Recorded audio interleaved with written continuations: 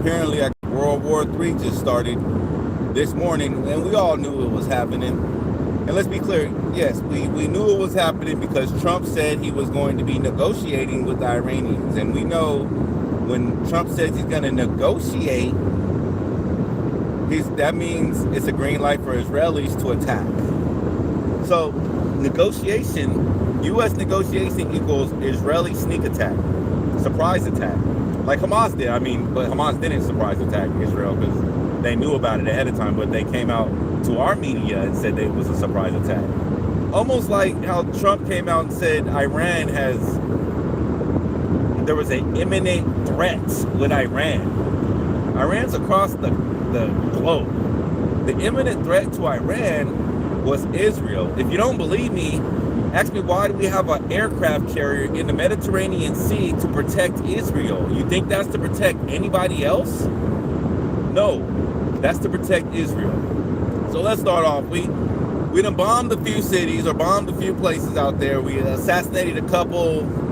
We assassinated 2 generals, 40 schoolgirls, and injured 48 more schoolgirls in Iran after they bombed the children's, the girls' school. I don't believe they've gotten, according to the Iranians, they were just interviewed on one of these networks. I believe it was NBC. One of the few Iranians that had communication abilities to communicate, right? He said that there's no evidence or nothing says that the supreme leader has been assassinated. No evidence. No evidence that any other higher ups have been assassinated. No evidence of that, right? So essentially, we've killed 2 generals and 40 schoolgirls. And let's be clear, you know it wasn't the U.S. that killed the schoolgirls. You know it was Israel, because all evidence points to it was Israel that bombed the school. All right? Like, we have no evidence that Americans did that. But the fact is that we're enabling this evil terrorism, right? So we got our Congress, or Lindsey Graham, saying it's going to be days and weeks for the war. Knowing days and weeks, that means months and years, because Iran isn't Iraq. Iraq was weaker than Iran. Iran isn't Venezuela. As you see, Venezuela is pussy. Iran is not Venezuela. Iran is gonna fight to the death because they know Israel wants them dead regardless. So the people in charge, just for example, let me give you an example real quick. I'm gonna finish what I said, and I'm gonna give you an example. The people in charge know that there's no answer, there's no victory the U.S. or Israel can take without their death, right? It's not gonna be jail, it's not gonna be blood, and it's not gonna be like negotiations, it's gonna be their death. That's the only victory Israel will claim, that's the only victory the U.S. will claim. So they've already have people succeeding them. They already have their line of succession probably down, 5 spots, I've heard, right? But the real problem is that Israel's not just trying to kill the people in charge. Israel, they tried to assassinate the dude who won the last election in Iran. The guy who won it and couldn't take power because the supreme leader refused to allow. So whatever the politics were, why he didn't take power, this guy was the Democratic elected leader, president of Iran, and he was not able to take power and put into jail. Why is Israel trying to assassinate this guy? I kind of feel like Israel doesn't want, Israel wants a Libya type thing. Israel does not want a leader to fill the void in Iran. Israel wants a failed state. They want to go over there and maybe even hop into the government and make some calls, controls, and change some rules, and you know what I mean? Or maybe they just want to nuke the whole thing if it doesn't work out that way. A lot of people were saying that Israel is kind of backdoor threatening to nuke Iran, and that's why the U.S. had to start this war, because the U.S. doesn't want Israel to nuke Iran because Israel stole its nukes from us. and they're still our most favoriteest ally in the world. They stole our nuke technology. They blew up our USS Liberty boat.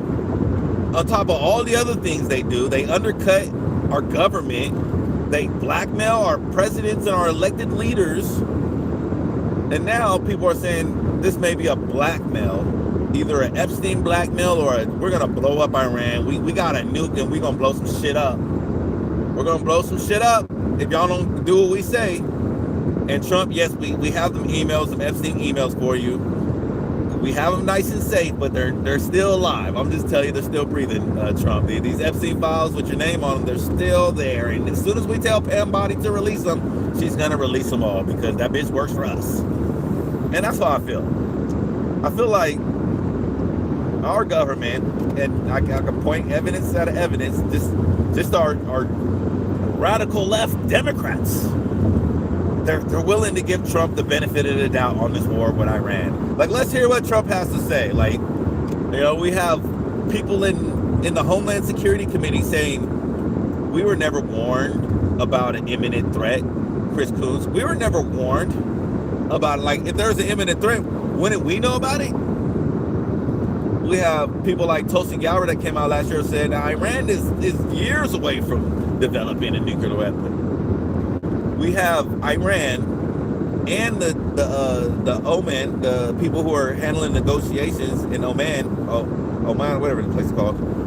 He said that Iran is ready to give up any aspirations of nuclear weapons. They don't want a nuclear weapon. They said that they're willing to go further than the last deal they had with Obama just to prevent this war. But you know what? When you're dealing with like narcissists and like power-hungry authoritarian people, any type of weakness and giving in on negotiation, like that's like it's like a bird whistle for me to hit you with a sledgehammer over your head. Oh, you want to stop fighting, huh? Okay, boom, you're done. Like, it's like you're telling me you want to stop. That's my opportunity to take your block off, because now you think that I'm gonna have some sort of compassion or sympathy towards your stance because you're waving the white flag. And in 2026, under this administration and these authoritarian, this Zionist-ran government military, a white flag is it's just another way of me saying, hey, okay, the white flag, go ahead, blow up everything, destroy everything. And I wave the white flag. I'm just not gonna fight back no more. So it's a sign of weakness. It's never a sign of maturity, of respect. Like, hey, you know what? You guys are stronger than us. You're gonna defeat us. Let me save my people. They want to destroy everybody, right? So good luck for the people in Iran. I don't, for y'all that's wishing this to happen, good luck, because y'all gonna be the ones left. I mean, if y'all even left there, you saw what happened to Gaza. So I don't see why you would think it would end any differently. That Iran, I believe Iran is part of the new Israel project. I don't know. I mean, I think it's Iraq, maybe part of Iran, but definitely Saudi Arabia and Iraq.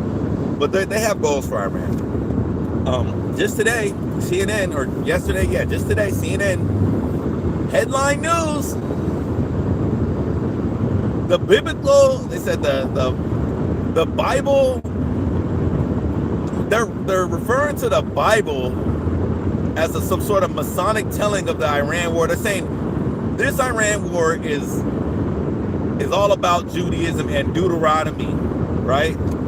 They're saying that Alamak, the Jews are, which is, I'm guessing, Iran. They're calling Iran Alamak. They're saying that this is biblical. This war was biblical, and on the day it started was some sort of holy day for Judaism. It was literally the day, I believe the Bible, Deuteronomy had mentioned, like, hey, this is the time of worship is when, like, the Alamak war is literally like time to be with the Bible. Like, this war They're trying to say it was imminent. It was like we didn't want to do it, but it was planned on this day. If you don't believe me, go read the CNN story about the biblical ramifications of this war and how coincidentally it was on this exact day the Bible said that Alamak would get destroyed by the Judaism, whatever. It doesn't make sense, y'all. None of this makes sense. If y'all believe in the imminent threat, if you believe Iran was going to attack the U.S., why are we defending Israel? Why is our aircraft carrier defending Israel, placed to defend Israel? I'm going to tell you why. Because Iran has these drones. They call them suicide drones, but they're fucking drones. They don't fucking have life. They can't suicide themselves. All right? It's not a suicide. It's a drone. It's a missile, self-guided missile, or the human-guided missile. It's not a suicide drone. All right, but these drones can overwhelm the Iron Dome, right? So, and that's where the ballistic missiles come in hand, because with the drones overwhelming the Iron Dome, Israel's worried that Iran may let off 1,000 missiles like they did last time. And you know what? That's not going to be too nice for Israel, because with an overwhelmed dome, Iron Dome already, and you have 1,000 missiles coming your way. You saw last time they got some missiles through. They stopped right after they got the missiles, because they were doing Israel and U.S. a favor, like, hey, like, y'all can be touched. Y'all not invincible. You can be touched, right? And like I said, the U.S. can be touched, because my worry is people are waiting for a blockhead like Trump to overextend our military, send a third of our Navy to one particular country that we're not even at war with. Now we are, but we weren't. That wasn't even an imminent threat to us, but we sent a third of our Navy, right? People worry that other countries will take advantage of this. We have been not everybody's friend. We have been greatly not everybody's ally. Like, we swing a big stick and we just keep swinging the big stick until it hits somebody. So no one is gonna stick around. If we're just swinging this big stick around, who's gonna be our friend? Right? Oh, maybe Israel, because they got a stick too, and they're like, hey, you hit me with that stick, we're gonna bomb you. We got to worry about Israel, because they have their nuclear program has no inspectors. There's nobody overseeing it. It's just theirs, and they're radical. You saw what they did to Gaza. You see what they constantly going to war. They're like constantly warring in the Middle East with people. Like right now, you turn on the news, they're going to tell you that Iran is irate for retaliating. They like this, the retaliatory strikes. Iran retaliated. How dare they retaliate, Iran? Iran retaliated, and they attacked Bahrain. They attacked Qatar. But the news, they lie to you. They lie all the time. I'm not defending Iran. And you know what? The U.S. puts these bases in these countries, so you can't even blame nobody but the countries that allow the bases, the U.S. base, because Iran's bombing you. According to Iran, and let me be clear, there was an incident in Bahrain where a missile was aimed towards a military base and then deflected through anti-missile, missiles, whatever they're called, deflected, and it hit the Bahrain airport. So there are times when these Iranian attacks are gonna cause some sort of civilian harm to these countries. Not excusable, because guess what? There's gonna be a greater war in the region, and the U.S. knew this. They knew that putting radars and special things, they need the war. The things that like Iran knows, like, hey, if I take that satellite out, if I take that antenna out, it's going to be harder for them to track this, and that, right? So, I mean, it's all part of war, right? You let the U.S. put a military base in your country, you better expect that you're going to get bombs, because the U.S. isn't putting a military base in your country just for shits and giggles. Okay, so Iran's hitting other countries. Iran's already aimed at Israel. Iran has Iran has threatened the U.S. with sinking aircraft carriers. And trust me, if Iran sunk an aircraft carrier, I could almost guarantee there would be a nuke. I can almost guarantee it would be a national, it would just be, Americans would lose their fucking minds if we lost the aircraft carrier. Like, not only Trump, those things are expensive, but the American people would be like, what are we doing for Israel? We just lost the air. They literally almost sunk one of our ships. Their goal was to sink the ship. 1967 USS Liberty. Their goal was to sink the ship. They thought our intelligent CIA ship had obtained information, war crime information, that they were killing Egyptian POWs, right? And they were afraid that this got to the USS Liberty, which was a CIA intelligence ship, or I'm not sure if it's CIA, but an intelligence ship. So they attacked it and they almost sunk it. So nothing else. It's not too far fetched for me to think that if an aircraft carrier was sunk, the USA is going to go bonkers. They didn't go bonkers on Israel. They covered up for Israel. They excused Israel. They made Israel pay for it financially, but never in any other way. They let Israel say it was an accident. They said Israel shot the people on the boat. Said Israel was purposely shooting down the flag. They shot down one flag. They put up a gigantic flag and they shot it down. So we all know the evils of Israel. We all know what Iran has in their pocket. They say Iran is the sponsor of a terrorist in the area, but like, there's all kind of terrorists in the area. And I don't want you to take this as some defense of Iran. This is really just for the American people to know, like, the lies are being told. The lies are being told. The plan for war was way more intricate, hopefully more planned out than the lies that are being told right now. I feel like they don't even care. They're gonna lie to us. They don't care. The media is like, they know Trump lies. They know Trump lied about the bomb. They know Trump lying about them having the abilities to blow us up. I'm gonna tell you how they know he's lying, because they haven't showed us any proof that they have the ability to do this. They haven't shown us any proof of anything. It's like, trust me, bro. So are we supposed to believe their word? Just because they said, trust me, bro? Like, we don't believe their word. We don't trust the government like that. Never have, never will. So I don't get why having this, if we don't have a whole 100% trust in the government, we're anti-American. I mean, I kind of think that the government revolts, ain't nothing more American than American Revolution.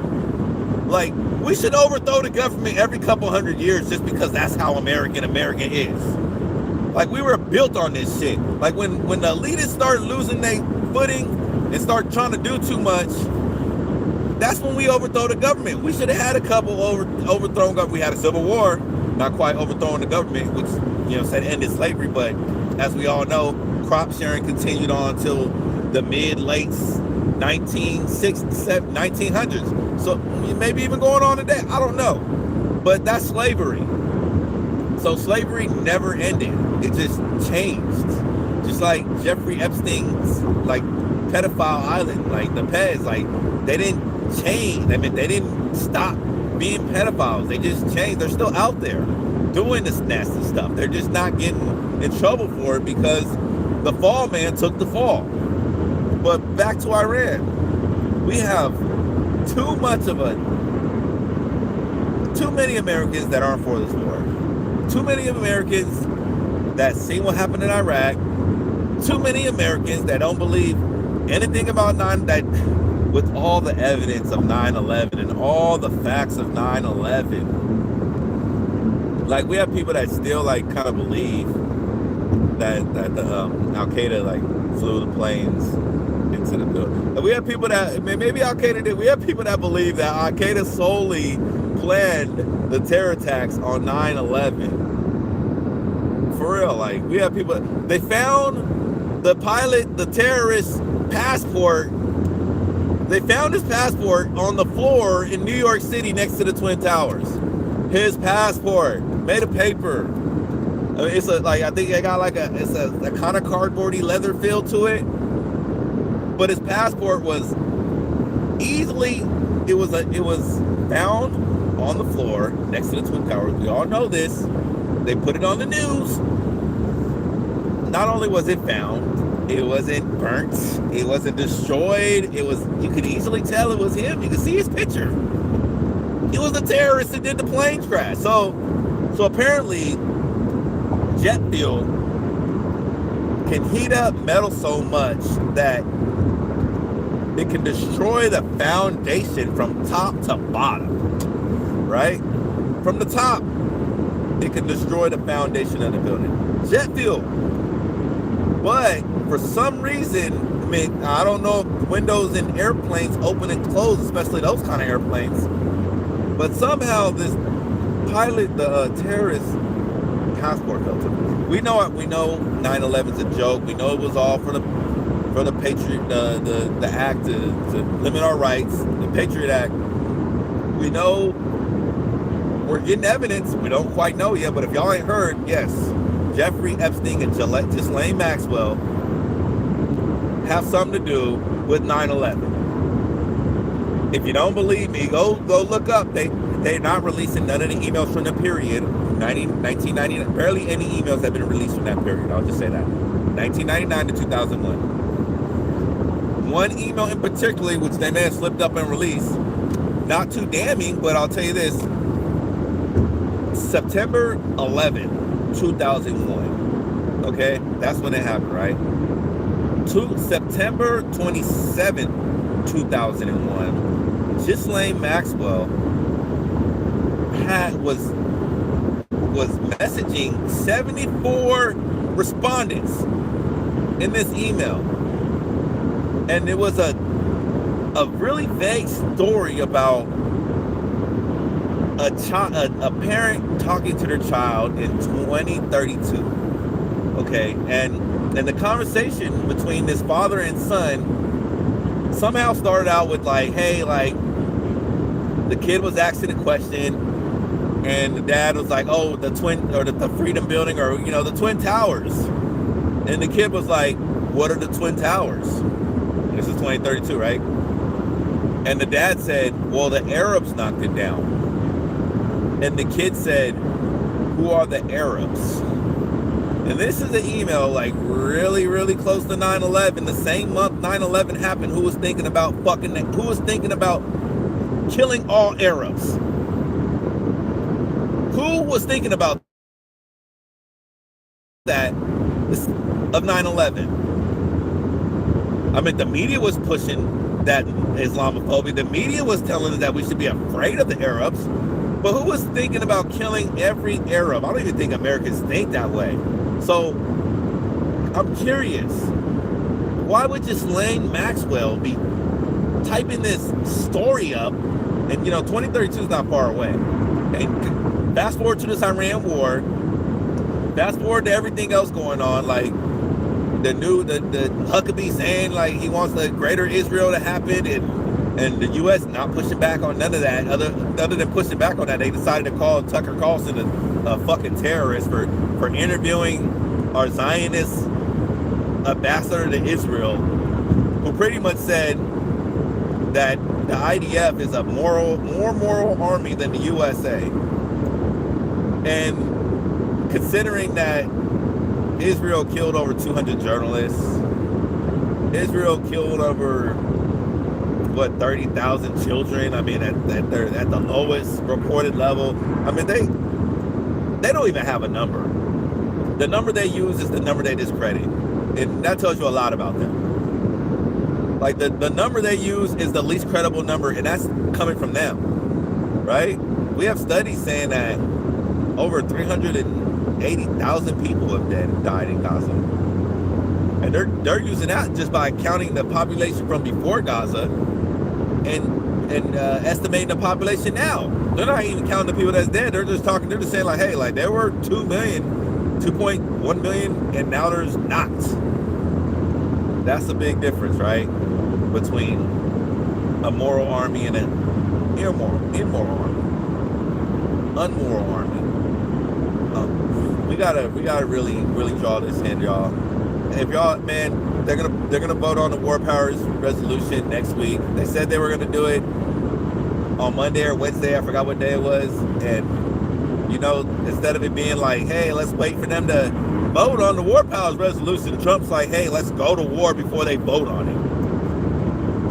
And really all that's going to do is just tie the Republicans' hands. And a lot of people are worried, like 9 months before an election, we're going to a full-blown war. We have 2 aircraft carriers, a third of our Navy in the Middle East. We already have Donald Trump saying that at Iran, if it's not Iran, if it's Iran or it's not Iran, it's the Venezuelans. Someone hacked the elections. So he's threatening to federalize or take control of the elections. I'm not trying to scare y'all, man. This is the shit that he's saying, bro. Like, during the election, like, the Democrats were trying to scare us. And you know, I hate to say it, but maybe it was a warning. But I hate to call it a warning because you look at them now, they've got their tails between their legs. They're acting like a bunch of little bitches. Hakeem Jeffries. The nigga's worthless. Chuck Schumer. Get him the fuck out of here. Like, I'm glad Nancy Pelosi shut the fuck up. I'm serious. Like, please. Shut up. Go back to your den. Go back to your cave. No one wants you. You're not our leader. You are not the majority. Like, you don't have the majority shit no more because you keep on losing shit. And when we get it, oh my gosh, if they vote, if the Uniparty votes these fucking Uniparty Zionist puppets to run our party again, we're never going to get anywhere. You see what the DCC did with Kamala. Why did Kamala lose? Oh, it was because of that dance. It was because and the Holocaust. It's because they lied and said that they were working tirelessly for a ceasefire. They said they were working that hard. They were getting any sleep for this ceasefire. Come to find out, straight from our allies, that, hey, you know what, Biden them, they never told us to ceasefire once. They never told us to ceasefire once.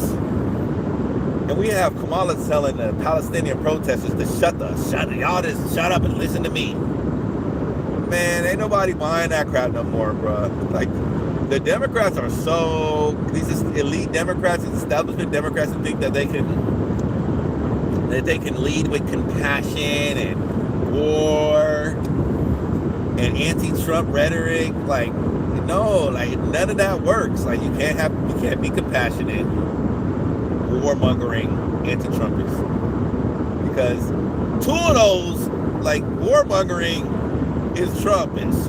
Like, well, like, it can't be anti-Trump if you're warmongering. There's no good war, right? Trump said he was running on peace. We knew he was lying because he was taking money from the Adelsons. He took $100 million from Israel. Right? We got other things. We got Charlie Kirk assassination. Like, this is a grimy, corrupt ass administration. I mean, it's gotta be looking like one of the worst from the outside looking in. The American people paying attention are like losing their brains.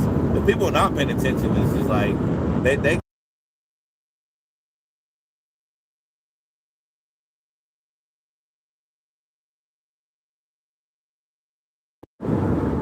So we don't know. Sorry about that. We don't know what's going on with Iran. We don't know what's going on with our government. You know, who's controlling it and who's running it.